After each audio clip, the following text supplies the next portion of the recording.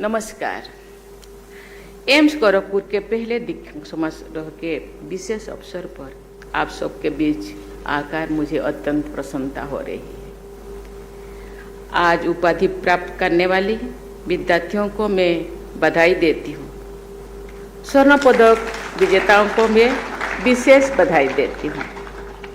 आज का ये कार्यक्रम केवल एक आयोजन नहीं, शिक्षा, सेवा और समर्पण के मूल्यों के प्रति निष्ठा व्यक्त करने का महत्वपूर्ण अवसर है। मैं एम्स गोरखपुर के सभी डॉक्टर्स, नर्सेस, संकाय सदस्यों, विद्यार्थियों, अभिभावकों और कर्मचारियों को इस दीक्षांत समारोह में आयोजन के लिए बहुत बहुत बधाई देती हूँ।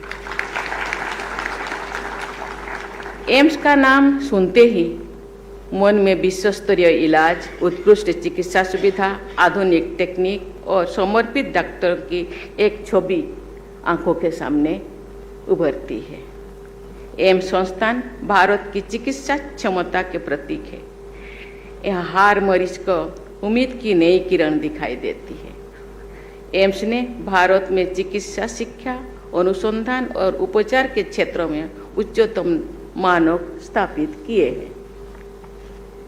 चाहे सर्जरी की नई टेक्निक हो, अर्ली डायग्नोस्टिक्स के उपकरण हो या फिर आयुष और एलोपैथी के समन्वय से बीमारियों का इलाज, एम्स ने नवाचार को अपने कार्यशैली का हिस्सा बनाया है।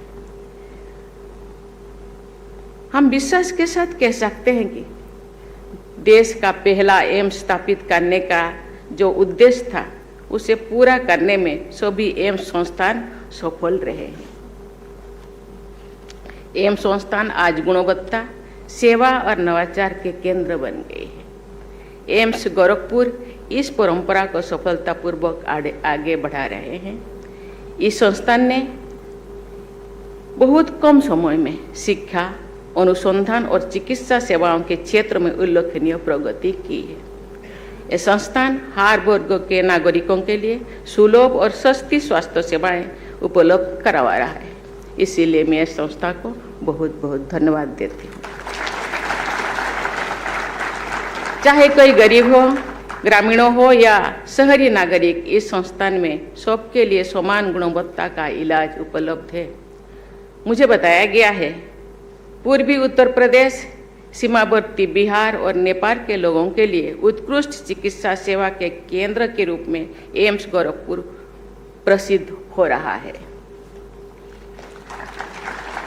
इस अवसर में पर सभी डॉक्टर्स से कहना चाहूँगी, चिकित्सा लोगों की सेवा करने के साथ साथ देश की सेवा का माध्यम भी है।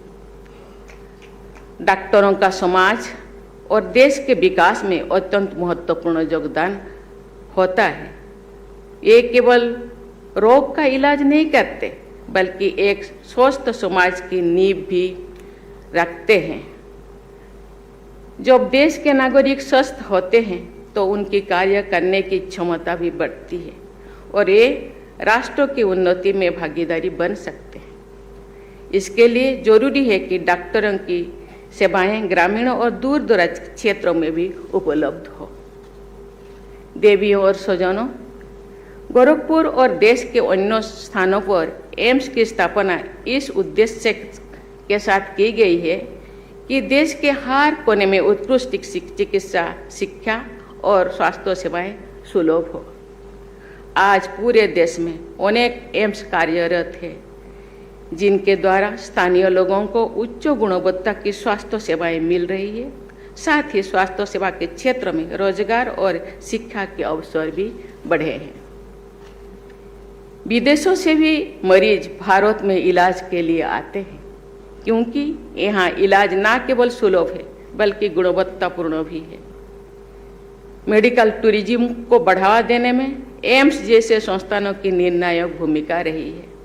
भारत में इलाज का खर्च अन्य के कई देशों की तुलना में बहुत ही कम है, जिसके कारण विदेशों से भी लोग इलाज के लिए यहाँ आते हैं। ये भारत का एक गौरव का गाथा है, बहुत खुशी की बात है। एम्स की पारदर्शिता, नैतिकता और अनुसंधान आधारित इलाज प्रणाली ने इसे वैश्विक मंच पर एक प्रतिष्ठित संस्थान बना रहे हैं। मुझे विश्वास है कि एम्स गोरखपुर सहित देश के सभी एम्स संस्थान भारत को एक वैश्विक चिकित्सा केंद्र के रूप में स्थापित करने में अग्रणी भूमिका निभाएंगे। प्यारे विद्यार्थियों, एक डॉक्टर का व्यवहार भी मरीज की मानसिक और शारीरिक स्थिति पर गहरा प्रभाव डालता है। आज आप डॉक्टर बन गए हैं। आप जब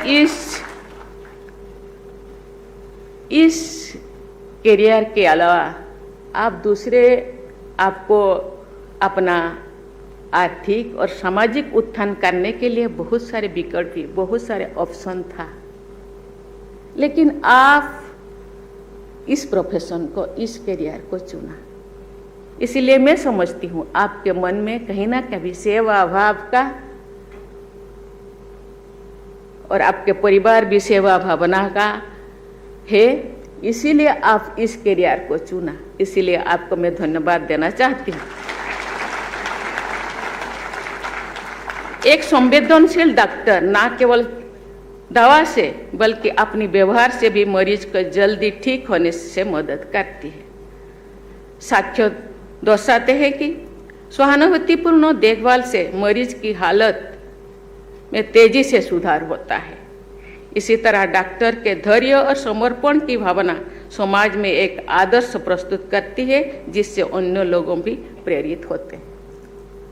डॉक्टर एक प्रोफेशन नहीं है, ये एक सेवा होता है। इसका कोई 24 आवर सेवा